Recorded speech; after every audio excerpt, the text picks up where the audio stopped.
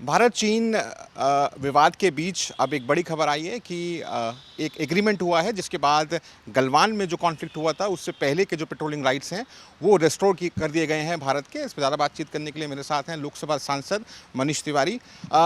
Sir, मेरे को अच्छी तरीके से ध्यान है कि आप लगातार इस मुद्दे को लेकर नोटिस भी देते रहे पार्लियामेंट के अंदर कि स्थिति क्लियर होनी चाहिए। अब सरकार की तरफ से ये कहा जा रहा है कि एग्रीमेंट हुआ है, 4 साल पुरानी जो स्थिति थी डेमसांग में, डेमचौक में, वो रिस्टोर की गई है और अब भारत दोबारा से पेट्रोलिंग कर पाएगा उन इलाकों में। आप इस पूरी चीज़ को कैसे देखते हैं? देखिए, अगर पड़ोसी देशों से हमारे रिश्ते सौहार्दपूर्ण बनते हैं तो उसमें किसी को कोई आपत्ति नहीं हो सकती। वो एक स्वागत योग्य विषय है, एक सराहनीय विषय है।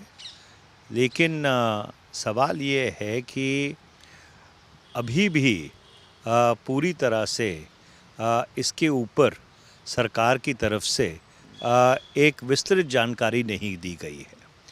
सबसे पहली बात तो ये है कि चीन की तरफ से ये कहा जा रहा है कि इसका कोई ना कोई हल निकला है और भारत की तरफ से भी यही बात कही जा रही है।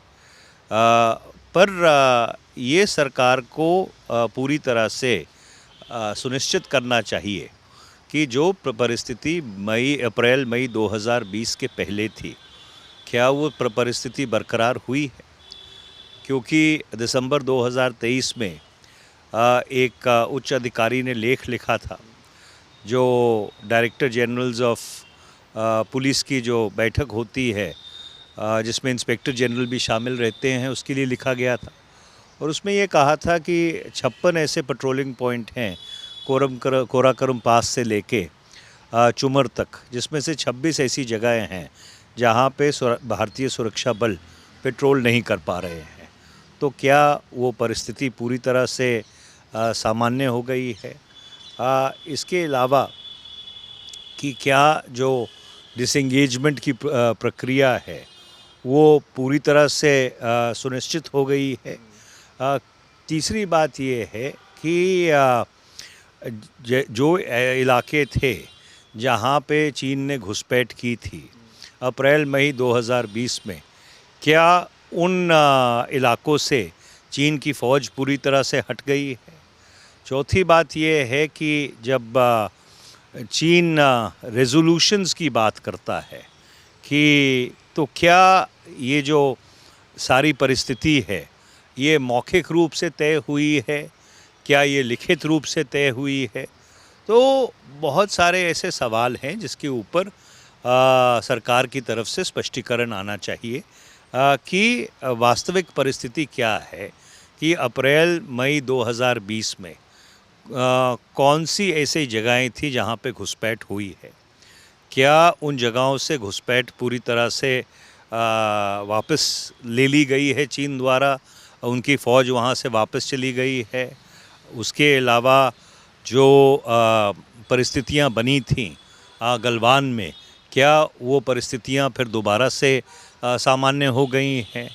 और तीसरी बात ये है कि जब आप रेजोल्यूशन की बात करते हैं कि तो उस रेजोल्यूशन का मसौदा क्या है? जनरल वीके सिंह हैं, फॉर्मर आर्मी चीफ मिनिस्टर भी थे सरकार में। उनका ये कहना है कि ये एक बड़ी जीत है मोदी सरकार की और ये भी उन्होंने जोड़ा कि अभी इस समझौते को ज़मीनी स्तर पर लागू करने में अभी थोड़ा वक्त लग सकता है।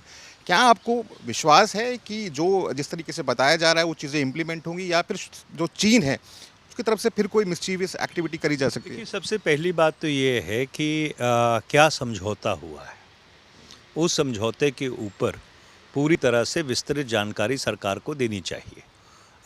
कि जैसे मैंने पहले कहा कि अप्रैल मई 2020 में जो परिस्थिति उत्पन्न हुई थी, जिसके बाद गलवान में बड़ी दुर्भाग्यपूर्ण घटना हुई थी जहाँ पे हमारे वीर सैनिक वीरगति को प्राप्त हो गए थे। तो क्या वो 8-9 जगह जहाँ पे चीन ने घुसपैठ की थी, क्या चीन ने अपनी फ़ौज वापस ले ली है? क्या वो जो पेट्रोलिंग पॉइंट्स हैं जहाँ पे हम अप्रैल मई 2020 से पहले जा सकते थे, क्या हम उन पेट्रोलिंग पॉइंट्स के ऊपर दोबारा से पेट्रोलिंग कर सकते हैं। पैंगसैंग सो में फिंगर 3 से लेके फिंगर 8 तक क्या परिस्थिति है।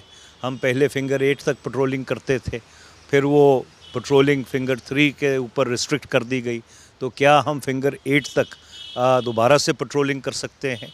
तो ऐसे बहुत सारे बुनियादी सवाल हैं जिसके ऊपर सरकार की तरफ से एक विस्तृत स्पष्टीकरण आना चाहिए, क्योंकि ये देश की एकता और अखंडता से जुड़ा हुआ सवाल। आखिरी सवाल, जयराम रमेश ने एक स्टेटमेंट इशू किया। उन्होंने कहा कि बफर जोन क्रिएट किए जाएंगे भारत और चीन के बीच में, और ऐसा बताया जा रहा है कि 2 हमारे मार्टर्स रेजांगला में जो शहीद हुए और जो मेजर शैतान सिंह है, उनका जो मेमोरियल है वो भी उसका एक्सेस हमको बंद हो जाएगा। आपको लगता है कि जो पार्लियामेंट्री कमेटी ऑन डिफेंस है या जो लोकसभा के एमपी हैं विपक्ष के, उनको ब्रीफ करना चाहिए ताकि जो पूरी सिचुएशन है वो क्लियर हो? देखिए, जो 4-5 बुनियादी सवाल पैदा होते हैं वो ये है, अप्रैल मई 2020 से पहले परिस्थिति क्या थी। अप्रैल मई 2020 में जब चीन की घुसपैठ हुई तो क्या परिस्थितियां बनी, कौन सी ऐसी जगह थी जहां पे चीन ने घुसपैठ की। तीसरा सवाल कि अगर आज कोई समझौता हुआ है या करार हुआ है या कोई बातचीत हुई है या कोई अंडरस्टैंडिंग हुई है, तो वो अंडरस्टैंडिंग क्या है। क्या जो भारत सरकार की तरफ से निरंतर और लगातार कहा जा रहा था कि 2020 अप्रैल से पहले जो परिस्थिति है उसको बहाल करना ज़रूरी है, स्टेटस को एंटे रिस्टोर करना ज़रूरी है, तो वो क्या स्टेटस को एंटे रिस्टोर हो गया है। और जो बयान विदेश मंत्री ने दिया है और जो विदेश सचिव का बयान है उसमें विरोधाभास है, क्योंकि विदेश सचिव के हवाले से ये कहा गया है कि एक अंडरस्टैंडिंग हुई है और उसको क्रियान्वित करने में अभी ज़मीन के ऊपर वक्त लगेगा।